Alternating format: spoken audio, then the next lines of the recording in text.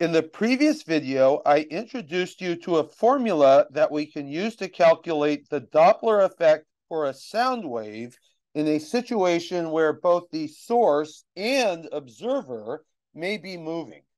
There's quite a bit involved in using this formula, so if you have not already watched that previous video, I would strongly encourage that you go back and watch that previous video and then rejoin this video. So here's the problem.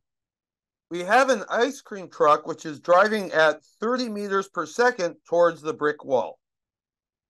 So don't worry about the driver of the ice cream truck. All that's going to happen is that the ice cream truck is going to emit some sound, which is going to echo back at the ice cream truck. The driver will hear the sound and understand that there is a brick wall and will have time to stop. So we don't need to worry about the safety of the driver. Anyways, here's what's going on in the physics problem. The speaker on the ice cream truck emits a sound with a frequency of 400 compressions per second.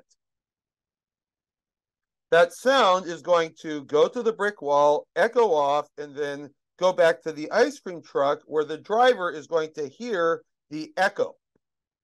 We want to know what is the frequency of that echo as heard by the driver of the ice cream truck. This is a process that happens in 3 stages. In the first of these stages, the truck emits that sound frequency.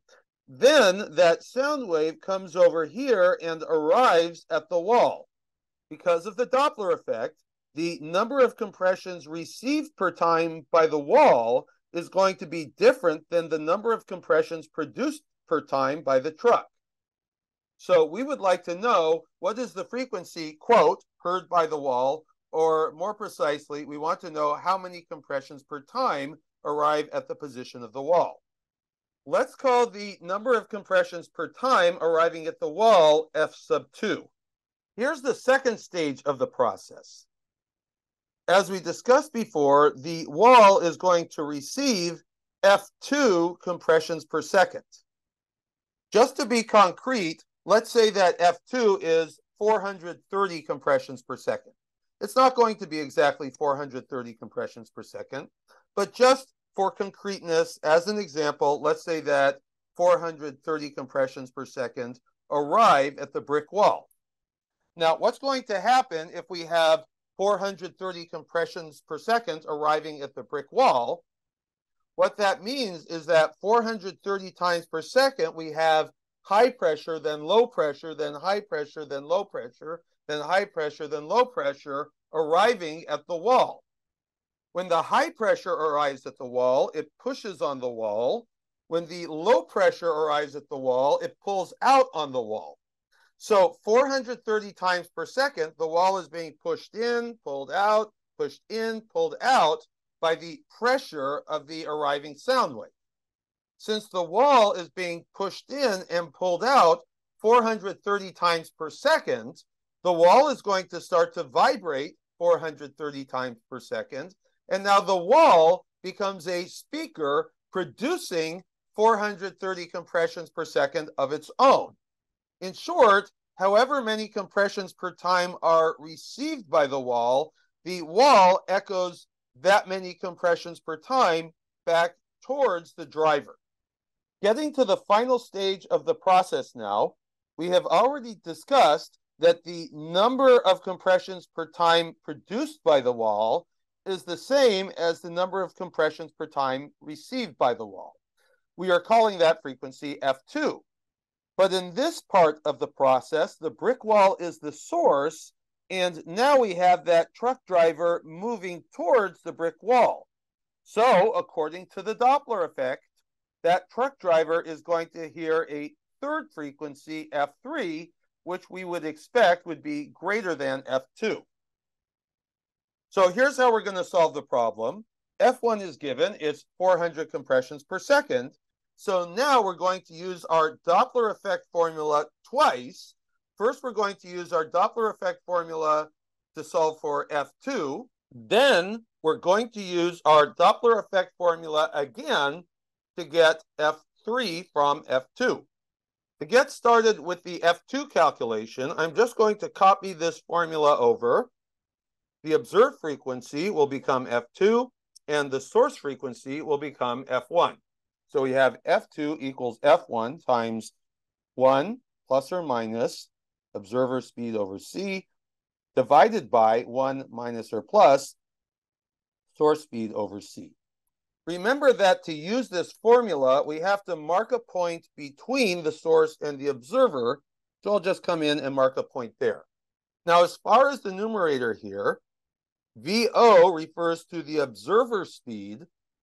In this first part of the problem, the observer is the brick wall. The brick wall is not moving, so the observer speed would be 0.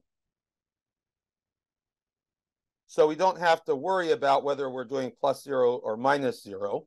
Now, as far as the source, we ask ourselves, is the source moving towards that point in the middle or away from it?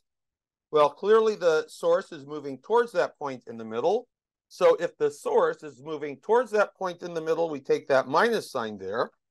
So now let's do our substitutions. F2 would be F1, which is given as 400 compressions per second.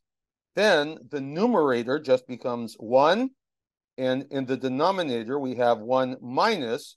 Source speed is 30 meters per second. Again, I forgot to give you the speed of sound, 345 meters per second, let's say.